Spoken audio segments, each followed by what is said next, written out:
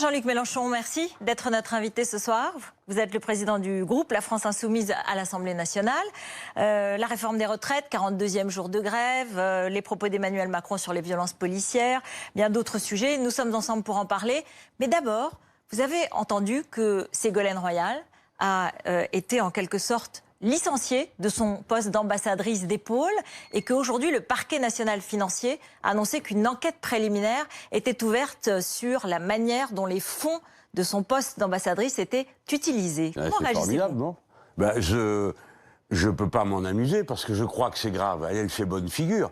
Mais enfin, en août, elle déclare qu'elle pourrait être candidate à la présidentielle. Et aussitôt la machine se met en route, des gens découvrent tout un coup qu'elle ne fait pas ce qu'elle devrait faire, et puis pour finir, on lui annonce qu'elle va peut-être être mise... Il y a une enquête préliminaire, oui. Attention, on n'est pas du tout... Écoutez, si vous me posez une question, alors... Oui. Donc c'est normal, vous avez raison. Tout est normal. Non, pas du tout, que dans ce pays, quelqu'un annonce qu'il est candidat à l'élection présidentielle, 3 mois après, il a le parquet national financier, il est viré de son poste. Bon, c'est ce qui arrive à madame. Et puis, dans tout ça, il y a quand même un grand absent dans la discussion, c'est les pôles. Figurez-vous que ça a une importance pour les Français. Michel Rocard avait fait des choses magnifiques dans ce domaine. Pour le pôle Sud, pour interdire l'exploitation. Et puis pour les Français, le pôle Nord, c'est aussi un grand débat parce que tout le monde veut savoir à qui appartient ce qu'il y a dessous. Et nous, les Français, on a quelque chose à dire là-dessus. Oui, mais Jean-Luc Mélenchon, on lui reproche à Ségolène Royal de ne pas en avoir fait assez sur les pôles, justement. De ne pas avoir été présente. Qui fait ça ? Des gens qui sont présents dans ces réunions. Mais qu'est-ce qu'il y a ? Vous avez peur de le dire ? Non. Des journalistes de France Info ont décidé que Madame Ségolène Royal ne faisait pas son boulot. Et donc, à partir de ça, suivant la mécanique habituelle, moi j'en sais rien, j'ai même pas été demandé qu'est-ce qui était vrai, qu'est-ce qui n'était pas vrai. Mais je remarque ça, elle est candidate en août, aussitôt, curieusement, on s'intéresse à ce qu'elle fait, pas sur l'épaule, ni même quelle est la politique des Français, parce que Madame Ségolène Royal, si j'ai bien compris, est ambassadrice. C'est pas les ambassadeurs qui fixent la politique, c'est le pouvoir exécutif. Donc, quelle est la politique des Français à propos de ces pôles, et qu'est-ce que Madame Ségolène a fait ou pas ? Je veux pas la défendre, je suis pas son avocat, mais juste je fais remarquer... Vous la soutenez bien, hein. Là vous dites qu'elle est victime d'un acharnement politique, quoi. En fait, je dis les choses comme je les sens. Et c'est pas parce que quelqu'un est un adversaire politique pour moi, ou un adversaire dans la vie sociale, que pour autant je suis prêt à ramasser toutes les pierres qui passeraient à portée de main pour les lui jeter. Mais je vous fais remarquer comment tout ça s'enchaîne. Vous pensez que ce serait une candidate à la présidentielle sérieuse, et par exemple, sur des sujets comme l'écologie, comme l'ordre juste, comme la démocratie participative, elle a un passé, Je ne pense rien sur le sujet. Oui, non, mais ne me demandez pas en plus de choisir les candidats à la présidentielle des autres. Bien sûr, mais enfin, elle vous paraît avoir des qualités pour l'être. Madame, vous êtes vous-même en train d'expliquer pourquoi ils ont pris ça au sérieux. Parce qu'elle a déjà été candidate à l'élection présidentielle, je voudrais peut-être vous le rappeler. Bon, et elle s'était retrouvée au 2e tour, en face de Monsieur Sarkozy. Donc clairement, ils se disent, cette socialiste-là, elle pourrait grignoter encore un peu sur les électeurs de Monsieur Macron. Peut-être qu'elle pourra en récupérer. Mais ça, c'est un règlement de compte entre eux. Hein. Ouais, elle ne pourrait pas récupérer certains de vos électeurs ? Je ne sais pas, madame, je ne sais même pas si elle est candidate. Bien sûr, bien sûr. Été. Je vous dis juste ceci, parce qu'il faut parler sérieusement. Elle annonce en août qu'elle peut être candidate. Nous sommes en janvier. Elle a le parquet national financier sur le dos. Voilà, c'est tout. Et alors, vous savez, c'est les mots. Le parquet national financier. On part d'une enquête, entre guillemets, de journalistes qui mettent en cause l'usage qu'elle fait de ses assistants. Attendez, alors elle a répondu sur Facebook. Bon, on passe pas la soirée là-dessus, si vous voulez bien. Non, c'est pas du tout. Mais elle dit que c'est une enquête parfaitement légitime dans une démocratie, de la transparence sur les fonds publics et de rigueur. Parfaitement, tout va bien. Voilà. Alors pourquoi m'interrogez-vous ? Parce que je voulais avoir votre avis et ça m'a pas surpris. Vous voyez, votre réaction ne m'a pas surprise. On n'est pas là pour se faire des surprises. Mais pour commenter comment se passe dans un pays qui a un problème avec la démocratie, tous les moyens sont bons dorénavant. Quand quelqu'un apparaît dans le paysage pour le liquider, c'est les méthodes des macronistes. C'est ça le régime macronien. Alors Madame Royal, elle fait bonne figure, elle fait ce qu'elle peut. Qu'est-ce que vous voulez qu'elle dise ? Elle va pas dire non, je suis au-dessus des lois. Hein. Non, personne n'est au-dessus des lois. Mais c'est ça leur diabolique art de faire les choses. Mais la démocratie, elle est en cause dans ce cas-là. Elle est en cause dans les violences policières. Elle est en cause dans la manière avec laquelle on va nous faire délibérer au Parlement sur la loi retraite. On va y venir, bien sûr. On va parler de votre proposition. Je vous en prie. Vous êtes venu pour répondre à mes questions, n'est-ce pas ? Non, pas du tout. Je suis venu pour parler des sujets de l'actualité. Très bien. Mais vous allez quand même répondre à mes questions. Donc... Je vois pas le moyen de me passer de vous. Ouais, bon, bah, vous voyez, et pareil. Alors, juste un mot dans ce qui... Quand je vous ça, disais... c'est gentil, ça. Bah oui, vous voyez. Attendez, je veux le noter. Quand je vous disais que je suis pas surprise, c'est parce que, apparemment, dès qu'il y a quelqu'un qui a des démêlés d'une façon ou d'une autre avec la justice, vous le soutenez. Parce que vous l'avez dit aussi pour Carlos Ghosn. Vous avez dit les droits de l'homme et de la défense s'appliquent pas en fonction des critères de classe. Monsieur Ghosn, il a le droit comme les autres. La maltraitance à laquelle s'est livrée la justice japonaise est inacceptable. Et là aussi, vous avez été un des rares politiques à l'avoir défendu. Ça veut dire que maintenant, en fait, tous ceux qui vont faire de la justice, pour vous, sont des alliés. C'est curieux que vous soyez comme ça. Non, mais... c'est curieux, hein. Vous arrêtez qu'à la forme, vous vous intéressez pas au contenu. J'ai dit que les droits de l'homme, écoutez-moi, Rutel Kriya, parce que le nombre de fois où vous m'avez fait des procès en me braillant à la figure Venezuela, Cuba, blablabla. Moi ? La presse en général, et vous d'accord. comme les autres. Et que moi, je vous dis, vous m'entendez, je parle d'un patron que j'ai combattu parce que j'ai appuyé les syndicats de chez Renault et que je continue à les appuyer. Et que je vous dis que cet homme a des droits qui sont les droits de tous les êtres humains. Eh bien, je persiste et signe et je signe. Et je dis, Monsieur Carlos Ghosn a droit à un procès honorable, Monsieur Carlos Ghosn a droit aux droits de l'homme. Et ça vous surprend. Mais non, mais justement, c'est ce que je vous dis, ça ne me surprend pas. Ah bon, non, mais la traduction que vous en avez fait, c'est Mélenchon est contre la justice. Vous voyez comme vous êtes C'est ce que vous venez de faire. En tout cas, je ne suis pas contre la justice, madame. Il m'arrive d'être contre une politique de la justice, celle des Japonais en particulier à l'égard de M. Ghosn, ou celle des macronistes qui maintenant utilisent la justice sous la houlette de Mme Belloubet pour régler leurs comptes politiques. Ben, je dis les choses au moins, non ? Il vous a remercié en tout cas. Il a dit qu'il rendait hommage à votre déclaration qui était une conviction. C'est surprenant et honnête. Allez, on va passer aux retraites, et à la grève. Deuxième jour de grève à l'appel de l'intersyndicale, c'est de mouvement depuis hier, mais 42e jour de grève. Aujourd'hui, le trafic reprend un peu. Il s'améliore assez nettement dans les métros et dans les bus. Et les Français et les Franciliens sont quand même soulagés. Vous avez dit sur votre blog, c'est un moment décisif, le fond de l'air est bon, il faut tenir bon. Malgré tout, est-ce que vous n'emmenez pas les grévistes dans une impasse ? Oui. Alors, je crois que je vais arrêter d'écrire et de parler, parce que si j'écris et je parle, je pense m'exprimer bien, plutôt bien, quoi, je veux dire à la moyenne. Hein. Plutôt mieux que d'autres. Moi, je dis, quand je dis le fond de l'air est bon, ce n'est pas pour dire « Waouh, c'est formidable, la situation est magique ». Non, parce que les gens souffrent horriblement. Dans 2 ou 3 jours vont arriver des feuilles de paye avec marqué 0 € dessus. J'en profite parce que je suis ici pour dire que la direction de la RATP, la direction de la SNCF, dont l'actionnaire principal, dont l'actionnaire est l'État ou les collectivités locales, je leur dis, vous devez faire preuve d'humanité, étaler le manque à gagner des grévistes. Ne leur infligez pas une feuille de paye à 0, parce qu'ils ont des familles et ils font tout ça pour les leurs et ils le font pour beaucoup de Français. Par conséquent, quand je dis que le fond de l'air est bon, c'est pas parce que la lutte est là et qu'on est obligé de galérer comme galèrent aujourd'hui les grévistes. C'est parce qu'il y a une conscience politique qui va dans des milieux qui n'étaient pas les nôtres. C'est-à-dire que les milieux des salariés, les milieux populaires, ceux des Gilets jaunes ou ceux de la SNCF, qui existent depuis longtemps. Laissez-moi juste finir ma phrase, vous allez voir.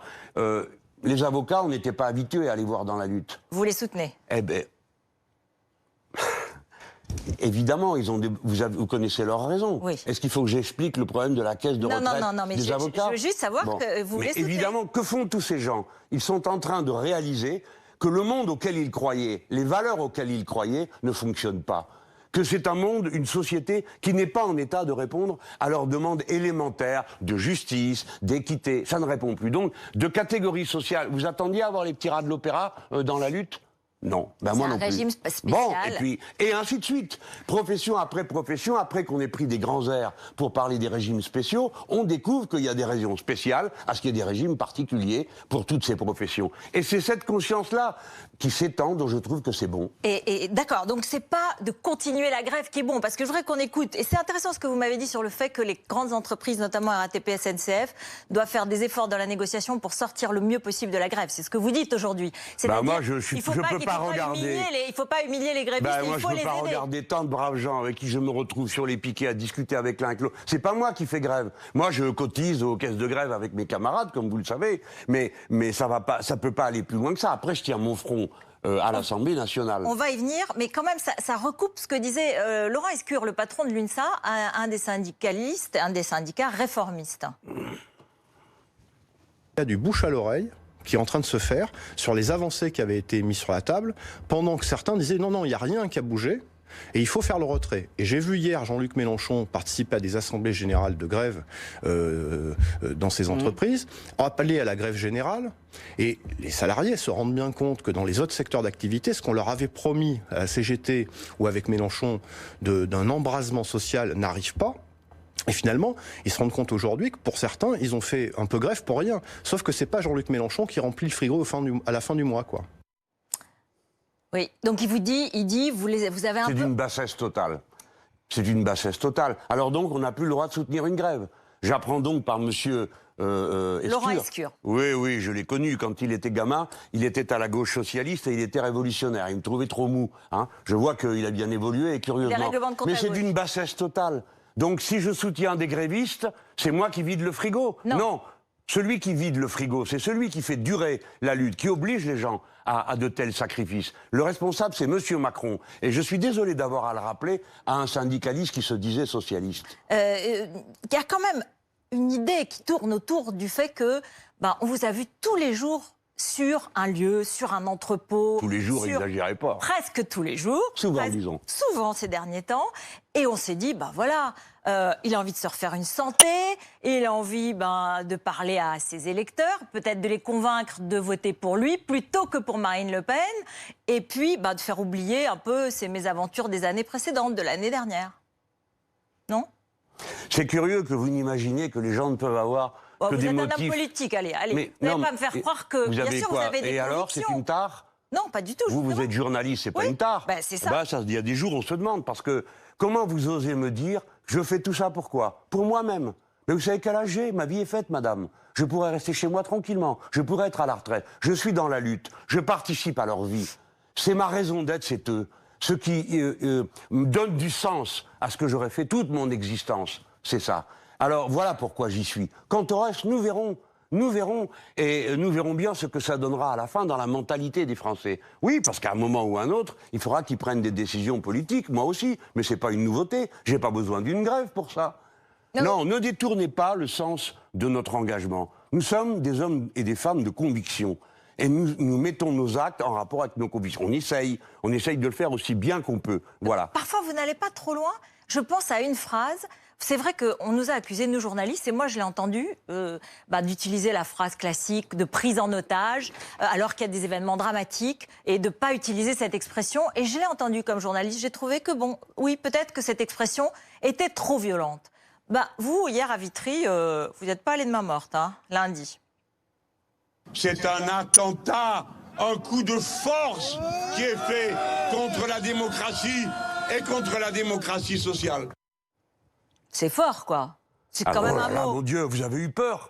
Aussitôt, vous vous êtes regroupés en vous disant, mon Dieu. Oui, non, mais vous vous fichez de moi ou quoi? Mais non, parce que... Maintenant, c'est la tactique. Toutes les semaines, on prend un mot. Alors, attentat, d'accord, vous allez ouvrir votre dico, vous allez vous référer à vos œuvres, et comme je l'ai dit l'autre jour à vos collègues, qui sont déjà venus me chercher sur attentat, il y a d'ailleurs une de nos camarades qui a gagné un pari, qui a dit ça, c'est le mot de la semaine.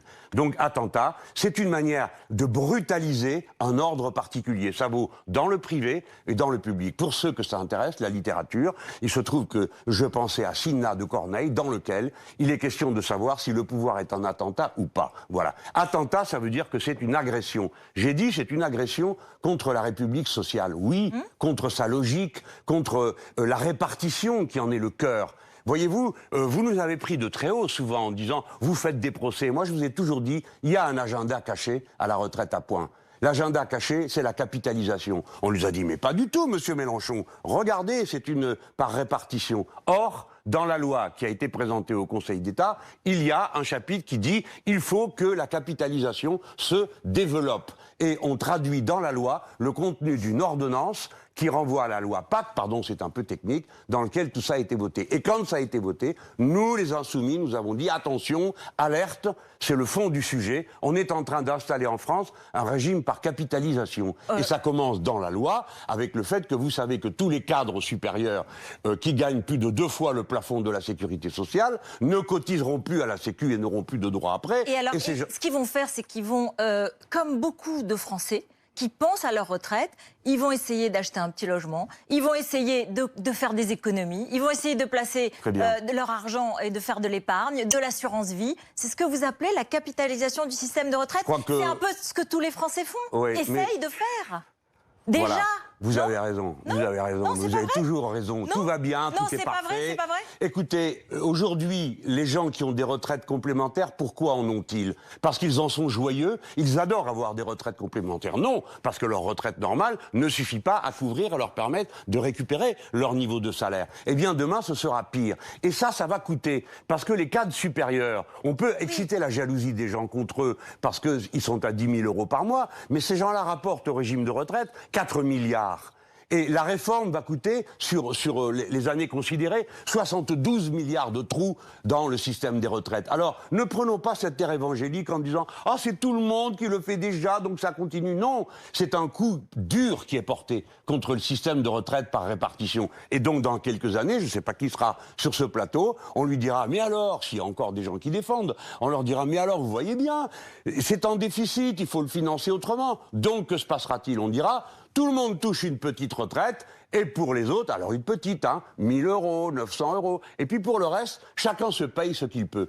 Eh bien, madame, premièrement, c'est injuste, y compris par rapport au cadre supérieur. Deuxièmement, c'est un mauvais coup contre l'économie, parce qu'il va falloir qu'ils cotisent plus qu'ils ne cotisaient pour le régime général, et donc ils auront moins de pouvoir d'achat, et donc l'activité économique tournera moins. Je vous en prie, il faut essayer de s'élever, non pas à l'addition des cas considérés, mais à l'intérêt général du pays. Comment on fait tourner pour que ça fonctionne? Voilà. Eh bien, la solidarité, l'entraide est la méthode la plus efficace économiquement. Pas le chacun pour soi par capitalisation. Bon, mais je ne vais pas donner la thèse du gouvernement qui dit qu'au contraire, cette réforme est solidaire. C'est quelque chose qui sera discuté au Parlement. Et d'ailleurs, vous voulez une motion de censure au Parlement avant même la discussion du projet de loi.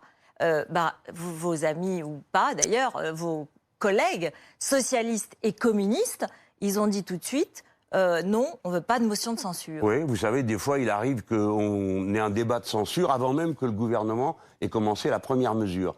Ça fait partie des droits de l'opposition de dire nous sommes en désaccord total avec ce que vous êtes en train de faire, parce que la loi retraite a à voir avec beaucoup d'autres choses, et cet ensemble, nous sommes contre. Donc, qu'on ne me dise pas qu'on n'a jamais vu une censure avant. Figurez-vous, Ruth Elkrief, qu'il y a pire. Il arrive que des fois arrive un texte à l'Assemblée nationale et que la première motion qu'on met en débat, c'est une motion de rejet. Donc c'est une pratique parlementaire tout à fait habituelle. Alors qu'est-ce qui se passe? Parce qu'on va écouter... Attendez, je peux quand même dire mon point. Pourquoi on fait ça, nous? Parce que chacun doit être sur son front. Les gens sont dans la grève. Et ils ont besoin qu'il y ait des relais, que le débat soit continuellement nourri et que l'opposition au gouvernement se donne à voir. Ça veut dire qu'il faut qu'il passe de la rue à l'Assemblée pour vous. Ça y est, la rue, c'est fini? C'est fini, la rue? Il faut maintenant aller à l'Assemblée? Non, non, Ruth Elkrief, même au détour d'une phrase. Non, je n'ai pas dit la rue, comme vous dites, parce que... Non, la rue, c'est-à-dire les manifestations. Oui, j'ai compris. J'ai déjà connu ce débat-là. Ne faites pas penser que je le dis de façon méprisante. Mais vous venez de dire à l'instant, pour vous, monsieur Mélenchon, la rue, c'est fini. Oui, il faut aller à l'Assemblée. C'est ce que vous dites. Mais madame, on n'a pas besoin d'aller à l'Assemblée, on y est déjà. La lutte sociale a lieu. Il y a la démocratie, c'est en tout. Il y a la lutte sociale, ça participe de la démocratie. Donc il faut la continuer. La grève doit continuer. Mais c'est pas à moi, la grève, elle appartient aux grévistes. Qu'est-ce que vous voulez que je vous dise, madame Elkrief? Depuis ce plateau, c'est moi qui vais décider de la grève des autres. Je ne peux faire qu'une chose, dire, vous avez choisi la grève, les gars, les filles, je suis avec vous. On cotise, et puis on mène la bataille sur notre front, le Parlement, avec la motion de censure. Alors, évidemment, on me dit, moi, je vous cache pas que je suis tombé de l'arbre. Je m'attendais pas à ça, hein. Des arguments pareils pour des parlementaires aussi chevronnés. Mais après, je me suis dit, j'ai été naïf. Parce que c'est vrai que la présidente du groupe socialiste, on l'écoute, parce Valérie Rabault... justement, on va l'écouter. Valérie Rabault. Nous, on dit non pour 3 raisons. La première, c'est qu'une motion de censure, ça conclut un processus. La deuxième raison, c'est qu'à l'initiative du groupe communiste à l'Assemblée nationale, il y a un intergroupe parlementaire qui s'est monté, aussi avec nos collègues du Sénat, pour dire ce que peut être une réponse de la gauche à la réforme des retraites. Je constate que la France Insoumise n'a pas souhaité y participer. Moi, je le regrette parce que je pense que dans une démocratie, il faut toujours aussi pouvoir participer à une phase de proposition. Et enfin, les retraites, ça engage tous les Français. Et parce que ça engage tous les Français, on doit fournir ce travail, on doit fournir ces propositions. Et évidemment, si vous allez à une motion de censure, vous vous privez de toute cette phase-là. Donc c'est pour ça que nous disons non à la proposition de Jean-Luc Mélenchon. Voilà, elle a expliqué pourquoi. Alors bon, je vous ai déjà répondu. Dire qu'une motion de censure conclut un débat, c'est une nouveauté absolue. Deuxièmement, elle dit, parce que c'est pas vrai, c'est pas comme ça que ça se passe. Des motions de censure ou des motions de rejet sur une loi, ça peut venir à n'importe quel moment. Deuxièmement, la réponse et les propositions. Bon, ils ont fait un groupe de travail. Nous, de temps à autre, on signe des choses. Oui, et vous n'êtes pas, apparemment. Nous avons fait une proposition, je vais y venir, vous inquiétez pas. Nous avons fait une contre-proposition à propos de la loi retraite. On a fait une contre-proposition. Il y a donc un document qui a été remis à tous nos collègues. Donc si on veut connaître notre point de vue, il est parfaitement possible d'y accéder. C'est déjà une contre-proposition. La vérité, Madame Elkrief, c'est que nous débarrassons la pratique politique de l'hypocrisie et des faux-semblants. Madame Rabault est pour la retraite à points. Pourquoi elle ne le dit pas ? Elle l'a dit dans le journal Libération. Elle dit oui, la retraite à points, mais pas celle-là. Alors c'est mi-chèvre, mi-chou, un peu, pas beaucoup, etc. Nous, c'est clair, on est contre et on est pour revenir à un système par répartition, la retraite, à 60 ans et 40 annuités pour le financer. On a montré comment on le finançait. Alors on peut maintenant nous dire voici pourquoi vous vous trompez et autres. Mais il ne faut pas dire on ne sait pas ce qu'on veut. Si, on sait exactement ce qu'on veut et on sait comment le financer. Mais je dis que l'attitude de Madame Rabault, alors après les communistes, j'ai pas compris pourquoi ils ont suivi, c'est peut-être parce que c'est la lune de miel municipale. Ils veulent pas que vous soyez leur chef de file, ils veulent chacun donner leur avis. Et ils veulent pas que vous les représentiez, en quelque sorte. Tous. Mais madame, vous ne connaissez même pas la procédure, je vois. Nous avons déjà déposé 3 motions de censure en commun. Donc quand vous déposez une motion de censure, tous les groupes ont la parole. Donc tout le monde a la parole, pas seulement moi. Et moi d'ailleurs, j'ai le dernier. Alors par conséquent, c'est pas pour moi que je fais ça. Donc chacun a la parole à tour de rôle, il n'aurait été privé de rien du tout. Tout ça, c'est de l'argutie. Mais le Premier ministre est interpellé, il vient, il s'explique, nous on lui explique globalement pourquoi on est contre, et on vote. Et ça veut dire que chaque parlementaire, individuellement, vous comprenez, est obligé de dire ce qu'il pense. Donc il y a un certain nombre de gens qui se trouveraient mis au pied du mur.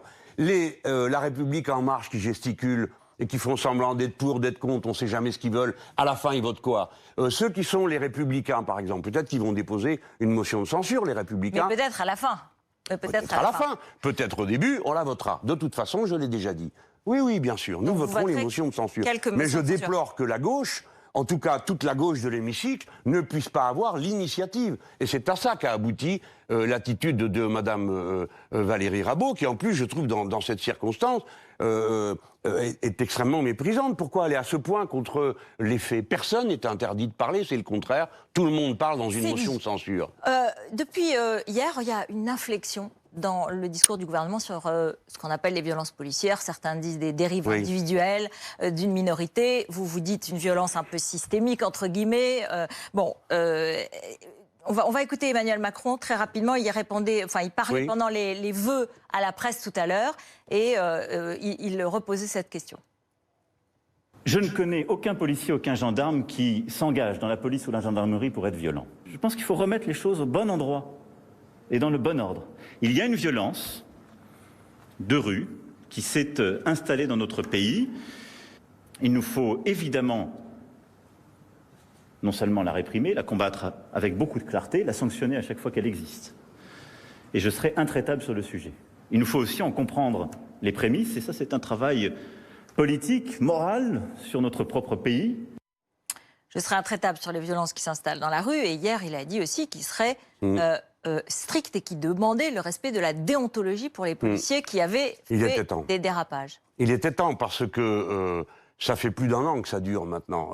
J'ai alerté, alors au début on disait qu'on était excessif, qu'on nous opposait comme s'il y avait la violence de la rue et la violence de la police. Mais elle n'a rien à voir. Et je le redis au président de la République, bon déjà c'est bien qu'il ait dit ça ne peut pas durer comme ça.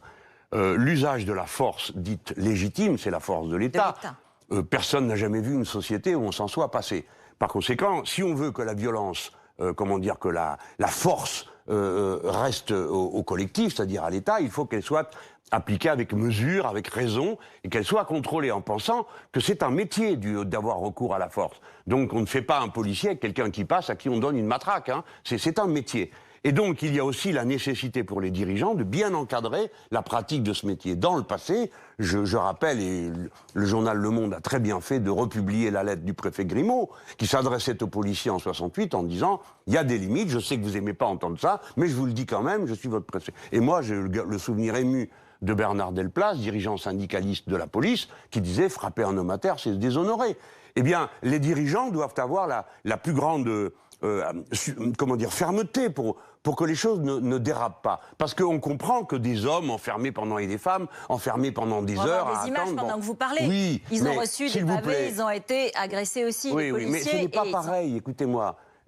Qu'il y ait de la violence, il y en a toujours eu. La maîtrise des événements. Là, vous montrez des images, pardon, mais... Oui, non, mais il y en a des deux côtés. Il y en a des deux côtés. Non, il n'y a pas deux côtés, arrêtez. Il n'y a pas deux camps, il n'y a pas deux côtés. Il y a la police républicaine qui est la police du peuple, qui est là pour garantir la tranquillité, la paix. Ce ne sont pas des forces de l'ordre qui attaquent des gens, les nassent, leur tirent dans la figure. C'est pas ce qu'ils ont fait tous, quand même. Ne me dites pas ça. Il y a eu des incidents, il y a des enquêtes. Vous le reconnaissez. Bien sûr, mais où il y a bien sûr. des enquêtes, pardon? À l'Inspection générale de la police nationale, et il y a même... oui, d'accord. Il y a même des enquêtes... Oui, c'est bien ça, c'est très intéressant. Le résultat est toujours le même.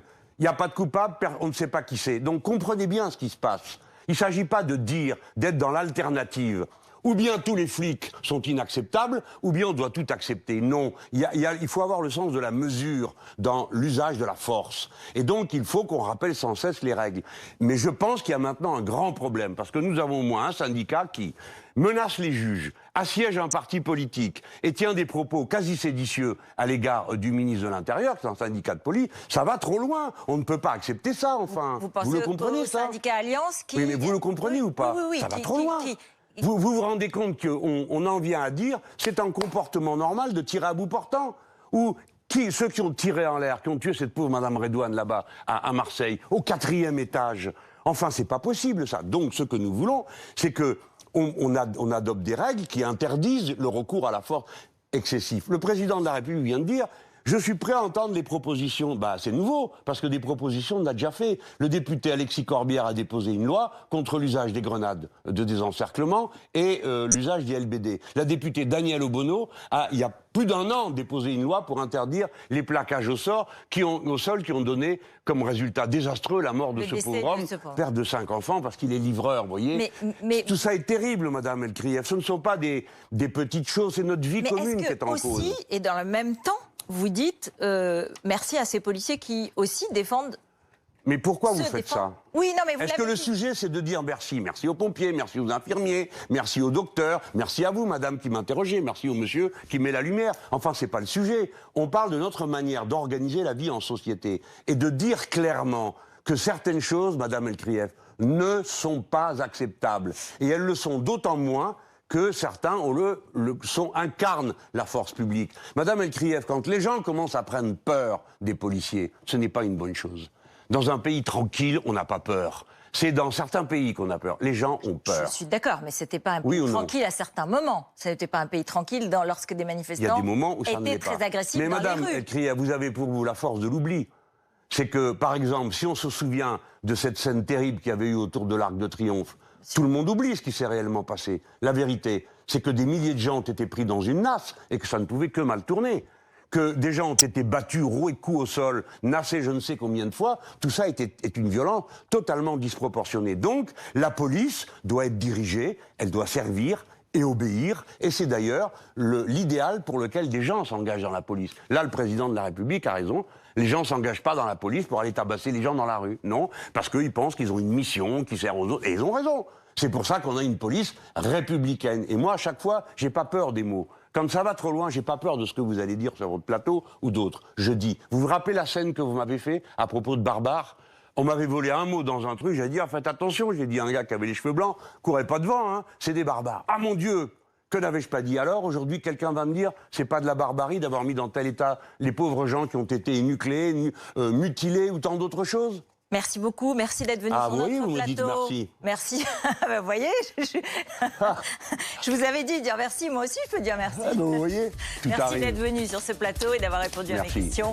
Le débat, Alain Duhamel, Natacha Polony, tout de suite autour de Ségolène Royal. Est-ce qu'elle est victime d'Emmanuel Macron? En tout cas, c'était l'avis de Jean-Luc Mélenchon il y a un instant.